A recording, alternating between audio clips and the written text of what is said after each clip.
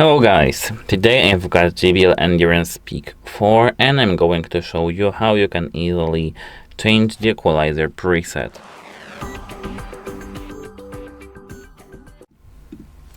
At first you need to install the application. This application is named JBL Headphones, and here in this application you need to go straight to the audio section right here. Here now in the entertainment you can see equalizer. If you don't see, of course, this equalizer specials on etc., you need to tap this arrow right here. Now, once we've got this equalizer, to change the preset, you need to tap here, these arrows. We've got here bass, extreme bass, rock, funk, vocal, jazz, and I think that's all we've got here.